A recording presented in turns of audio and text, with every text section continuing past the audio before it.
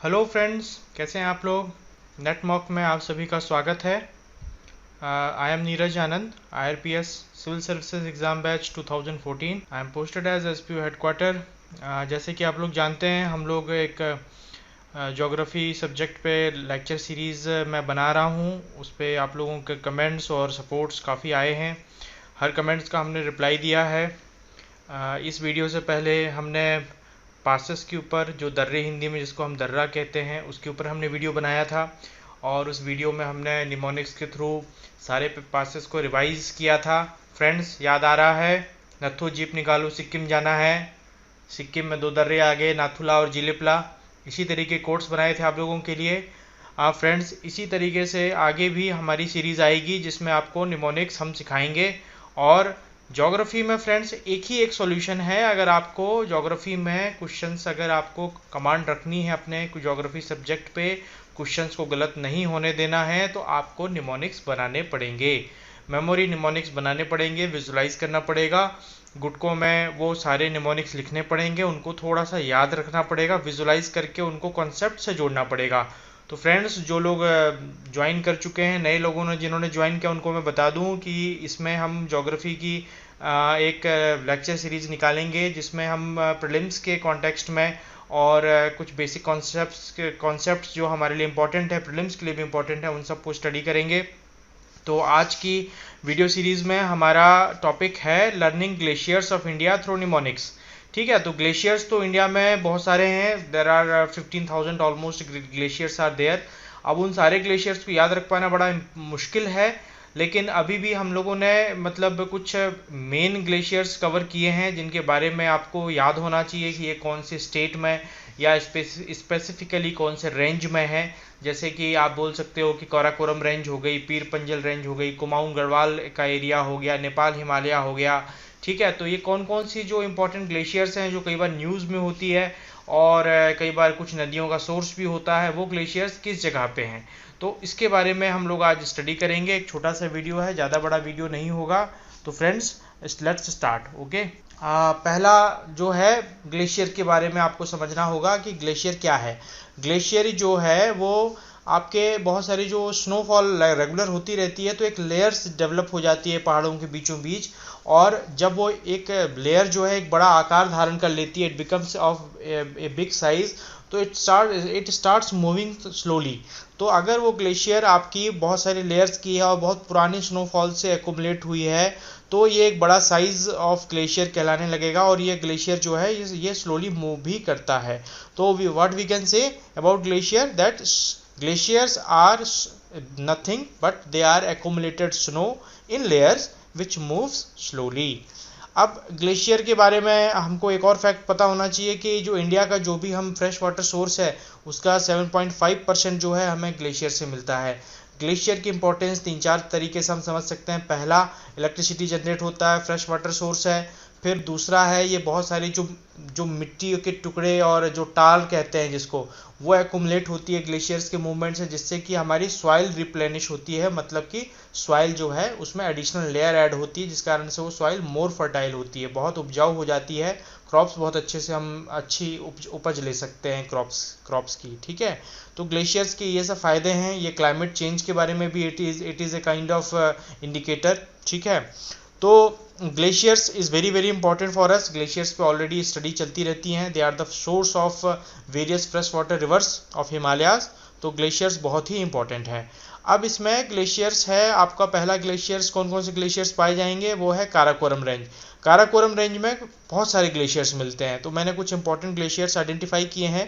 पहला है सियाचिन ग्लेशियर, दूसरा फैटचैको ग्लेशियर, तीसरा हिस्पर ग्लेशियर, फिर बालतोड़ो ग्लेशियर, फिर चोंगोलुंगमा ग्लेशियर, फिर खुर्दापलो ग्लेशियर। देन कोड हमने इसके लिए बना दिया। आप कोड कैसे समझते हैं?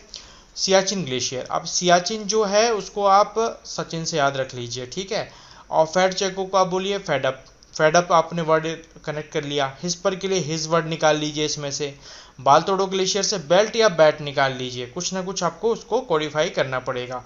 चोंगोलुंगमा को मैंने च्युइंगम बनाया है, और आप लंग्स भी यूज़ कर सकते हैं। और खुर्दापोलो ग्लेशियर में दो अल्टरनेटिव है, आप उसको या तो खुर्दा रोड बोल सकते हो या खुर, जानवर का जो एक खुर होता है उसको, उससे आप उसको याद रख सकते हो।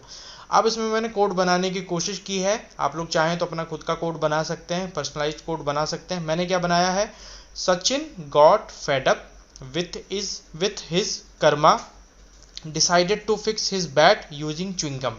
अब सचिन जो है वो फेडअप हो गया और उसने अपने कर्म से, जो अपना काम था उससे वो फेडअप हो गया, और उसने क्या किया, उसके पास जो एक बैट था उसको उसने च्युइंगम से फिक्स करने की कोशिश की, परेशान होकर के, सॉर्ट ऑफ कि भाई एक सचिन नाम का लड़का है, वो परेशान हो गया अपने काम से, जिस तरीके का काम वो कर रहा था, और उसके बाद एक दिन उसने क्या किया, एक अजीब सी हरकत की, उसने च्युइंगम से बैट को फिक्स करने की कोशिश की। तो अब इसको डिकोड करते हैं। सचिन से आपका हो जाएगा सियाचिन ग्लेशियर, फेडअप से आ जाएगा आपका फैट चेको ग्लेशियर, फिर कर्मा से आप काराकोरम याद रख लीजिए, ठीक है। और decided to fix his bat, तो बैट से आपको बाल तोड़ो, अब इसकी जगह बेल्ट भी यूज कर सकते हो, ठीक है। तो बाल तोड़ो, बैट मुझे इसलिए लगा क्योंकि सचिन जो है बड़ा फेमस नेम है, तो बैट हो गया, तो बैट से आपका बाल तोड़ो ग्लेशियर हो गया, और च्युइंगम से आपका क्या आ गया, चोंगो लुंगमा ग्लेशियर। अब आप बोलोगे सर खुर्दा पालो तो रह गया, तो खुर्दा पालो को आप एक प्लेस से याद रखना है। कौन सा प्लेस है वो, खुर्दा रोड, ये उड़ीसा में है, खुर्दा रोड पुरी के पास में है, नेट में डाल के देखिए याद हो जाएगा। तो काराकोरम, के फॉर काराकोरम, के फॉर खुर्दा पालो, ठीक है, इससे आप याद रख सकते हैं।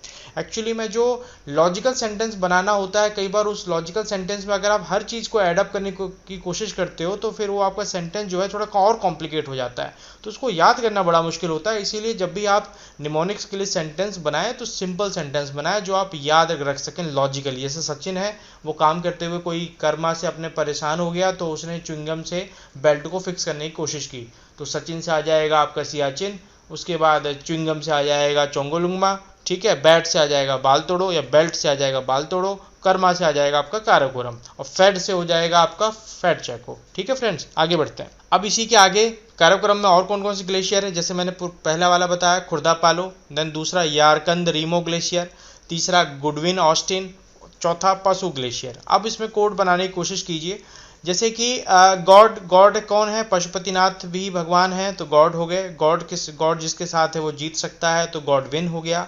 फिर एक यारकंद रीमो में तीन चीज़ें आ गई, यार आ गया, फ्रेंड आ गया, रीमो एक फेमस पर्सनालिटी है, कांडी फ्रेंड, अब आप इसको आप थोड़ा और एक्सट्रीम में ले जाना है तो कांडी फ्रेंड, ऐसा फ्रेंड जो थोड़ा सा कांडी टाइप का है, बदमाश है, हर चीज़ मैनेज कर ले जाता है। और खुर्दा पालो में तो मैंने आपको बता ही दिया, खुर्दा रोड। तो आपका कोड कैसा बनेगा, जिसका रीमो जैसा कांडी यार हो उसकी पशुपति गॉड भी जीतने में सहायता करते हैं। मतलब कि मैंने इसको एक सेंटेंस बना दी कि तुम्हारे जैसा अगर दोस्त हो तो भाई भगवान भी मेरी सहायता करेगा कुछ भी जीतने में, ऐसा कुछ मैंने एक कहानी बना दी। तो रीमो आ गया, रीमो से आ जाएगा यारकंद रीमो, मतलब ये पूरा रीमो जैसा कांडी यार, तो ये यारकंद रीमो ही है, ठीक है। और पशुपति से आपका पशु ग्लेशियर हो गया, ठीक है, और गॉड से आपका गॉडविन ऑस्टिन हो गया, ठीक है। इससे आपका ये काराकोरम के बचे हुए ग्लेशियर कवर हो गए। तो दो सेंटेंस में पूरे काराकोरम के मेजर ग्लेशियर्स आ गए। इसको प्रैक्टिस करिए, कोड बुक में लिखिए और विजुलाइज कीजिए, लोगों के साथ डिस्कस कीजिए, ठीक है, तभी याद होंगे। आगे बढ़ते हैं। देन अगला जो एरिया है वो है कुमाऊं गढ़वाल रेंज। यहाँ के ग्लेशियर्स काफ़ी इंपॉर्टेंट है। पहला है गंगोत्री ग्लेशियर, सबको पता है, उत्तराखंड में है, गंगा का उद्गम है इसमें से। मिलान ग्लेशियर, मिलान एक जगह भी है इटली में, और मिलन से भी आप उसको याद रख सकते हैं, मिलने से याद रख सकते हैं। कफनी ग्लेशियर, इसका कोड है कफन, कफन प्रेमचंद्र की रचना है कफन, ठीक है। देन नामिक ग्लेशियर, जैसे इसको नामिक की जगह आपने इसको नाविक कर दिया, जैसे लोग नदी में नाविक होते हैं, जैसे समुद्र के नाविक होते हैं। पांचचूली ग्लेशियर, इसको मैंने 5 ले लिया इसमें सिंपल सा, आप कुछ और भी ले सकते हो। पिंडारी ग्लेशियर, आपने एक मूवी आई होगी पिंडारियों के ऊपर, पिंडारियों का इतिहास है तो पिंडारी आपको याद रहेगा। चोराबारी ग्लेशियर, तो चोर बाजारी का एक गाना था जो शूट हुआ था, याद कीजिए कुमाऊं गढ़वाल रीजन में शूट हुआ है क्या, चोर बाजारी का गाना है, उसको सुनने की कोशिश कीजिए, याद रहेगा आपको। सतोपंथ ग्लेशियर, इसमें 7 पंथ हमने ले लिए। गोविंद वल्लभ पंत जैसे कि उत्तराखंड के थे, फेमस पर्सनालिटी है, तो पंथ से आपको याद रहना चाहिए कि ये ग्लेशियर जो है वो कुमाऊं गढ़वाल रेंज का है, तो पंथ में सतपंथ ग्लेशियर। फिर लास्ट में आ गया आपका सुंदर धुंगा ग्लेशियर, इसमें आपने सुंदर वर्ड ले लिया। अब इसका कोड बनाने की कोशिश कीजिए। कोड क्या बन सकता है, 5 पिंडारी नाविक, एक 5 पिंडारी हैं जो कि एक नाविक हैं, वो कफन बांध करके 7 पंथ से मिलने गए हैं। 7 पंथ वैसे लोग हैं जो पिंडारियों के अगेंस्ट हैं, तो कोड हमने बना लिया कि भाई 5 पिंडारी नाविक जो हैं वो कफन बांधकर 7 पंथ से मिलने गए हैं, ठीक है। और चोर बाजारी का गाना तो आप ऑलरेडी आप विजुलाइज कर सकते हो, ठीक है। तो इससे हमारे ये कुमाऊं गढ़वाल के ग्लेशियर कवर हो गए। आगे बढ़ते हैं। अब ग्लेशियर्स ऑफ कंचनजंगा हिमालय, इसमें से दो ही इंपॉर्टेंट है, जेमू और रामबंग। अब इसका कोड आप खुद बनाइए और मुझे कमेंट बॉक्स में लिखिएगा कि सर हमने जेमू और रामबंग को कैसे कनेक्ट किया है कंचनजंगा से। I want to see the comments friends. आपके रिस्पॉन्स तो बहुत अच्छे आ रहे हैं बट कुछ स्टडी वाला रिस्पॉन्स नहीं आ रहा है, तो ये आप कोड बना के मुझे दीजिए, ठीक है फ्रेंड्स। मैं आपके कोड्स चेक करूंगा। चलिए आगे बढ़ते हैं। Glaciers of Pir Panjal range. Pir Panjal range जो है बड़ा इंपॉर्टेंट रेंज है, इसको आप पीर बाबा मान लीजिए। पीर बाबा होते हैं ना, जो सेंट्स होते हैं, तो पीर बाबा इनको मान लीजिए। अब इसके बाद पीर बाबा के पास कौन कौन सी चीज़ें हैं? चुंगपुर, छोटा सिगड़ी, बड़ा सिगड़ी, रखियोट, गांगरी, सोना पानी, ठीक है। अब इसको हम डिकोड कैसे करेंगे, कोड कैसे बनाएंगे इसका? चुंगपुर का हो गया चिंगारी, चिंगारी बना लीजिए इसको। छोटा सिगड़ी, एक सिगड़ी होती है, बिहार में सिगड़ी जलाते हैं, बिलासपुर छत्तीसगढ़ वगैरह के एरिया में भी सिगड़ी जलती है, जहाँ कहीं कोयला बनता है वहाँ लोग सिगड़ी यूज़ करते हैं, ठीक है। तो सिगड़ी आप याद कीजिए। सिगड़ी तो छोटा सिगड़ी, बड़ा सिगड़ी में सिगड़ी आ गया। रखियोट में रखना हो गया। एशेस ऑफ, राख भी रख सकते हैं या फिर पानी रखना भी बोल सकते हैं, तो राख आप यूज़ कर लीजिए, राख एशेस ऑफ सिगड़ी। फिर गांगरी, गांगरी को कांगरी यूज़ कर लीजिए वर्ड। कांगड़ी एक ऐसी चीज़ होती है जिसको आप कश्मीर में जो ठंड के इलाके होते हैं वहाँ पे लोग अपने पेट में बांध के रखते हैं ताकि उनका शरीर गर्म रहे, कांगड़ी याद रखिए। सोना पानी तो सोना नाम की एक लड़की है। आप कोड क्या बनाया?